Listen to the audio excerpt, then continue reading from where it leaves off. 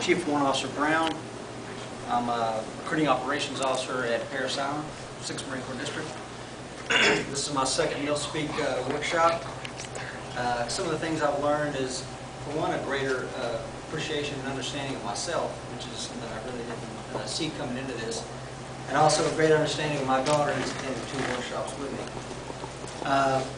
With regard to writing as a craft, a couple things, obviously some technical things like plan return, segmentation, thematic issues I had never really considered before. With regard to this story, really this is a story that I wanted to tell from the very beginning, and I posed this to Sally when I attended last Mill Speak. Obviously, you can never appreciate how personal certain things are to you. I'll set the stage real quick because I'm going to have to skip. I told myself I'd write this in 5 pages or less, and it ended up taking 12. So I'm going to skip around a little bit. But I'm going to give you an introduction, and then we'll go into, then I'll tell you what I'm skipping over, the 5 or 7 pages I'm going to skip, and then we'll go to the very end. This is about being on recruiting duty on September 11th. As we all know, now as adults tell where we were that day and the specific things that we were engaged in. I happen to be at a very unique place, and I ask you to consider it from just try to think where you were, but also try to appreciate where we were that day. Here we go. This is entitled Falling. A child walks alone on the African plains. Her steps fall silently into the ruts that form the long serpentine road. The shadow grooves slit toward the horizon. Dark furrows worn long ago by ancient bipeds, her ancestors.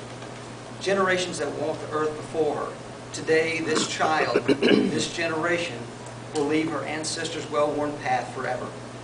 A slick white shimmer from the sun catches her eye. She steps from the sunken trail uncoiling ahead of her and ventures toward the mirage. The sun is glaring off the skulls of 2 impala rams lying exposed in the scorched red earth. The child squats on her haunches and stares blankly at the rams' twisted horns.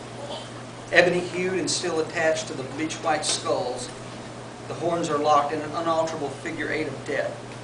Like the relics of 2 once great nations, the 2 rams had been locked together during combat. The greater their hatred for one another, the greater each ram had pulled to escape to fight. The harder and harder they fought, the more inescapable their condition became. Finally they fell, exhausted, upon the earth. Their hatred had killed both. As a warning to others that passed this way, their conjoined skulls remained a totem of the consequences of ultimate hate. The child picks up the twisted object. The skulls are smooth and cold. They are no longer hot with the sweat of hate. As the skulls move in the child's hands, their death union is suddenly and forever broken. The skulls quickly fall away from each other and smash to the earth below. The child disinterestedly steps over the bones and continues her journey. Now, what I'm not going to tell you is that this runs right into segment 2, which is about me conducting a career talk in August of 2001. And the children that are sitting in front of me that particular day, a senior English class, a very disinterested group. I've been on recruiting for 12 years. They're always disinterested, as we all can remember from being that age. I use a term throughout this piece called the millennials. Millennials is something that marketers use to describe this generation, Generation Y. And they constantly will give us on recruiting duty from our advertising agency in the Marine Corps and some other people that we hire to help us figure out how to reach our age group in recruiting 17 to 24-year-olds. Call them millennials. And so I continue on. I give my speech. I meet a gentleman at a gas station. I'm going to call him Roy in this story. And Roy is probably at this time late 70s. He's a World War II veteran. He would come by our recruiting office and ask for stickers from time to time.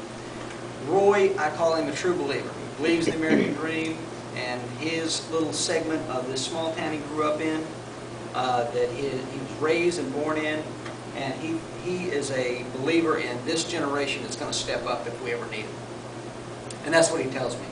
And I'm not going to, I won't belabor the point, but at the gas station, I upset Roy by saying, "Oh, you don't understand. I just gave him a high school talk. Let me tell you about this generation." He says, "No, you don't understand. Let me tell you what they're going to do if we're ever attacked." Okay. I take my daughter to school that morning. I come to my office, and there's a Navy chief in my office, and he's telling me this animated tale about what's going on in the world right now. There's a plane that just flew into the World Trade Center, and I'll start there. We turn on the television in our office. The newscasters are reporting multiple hijackings.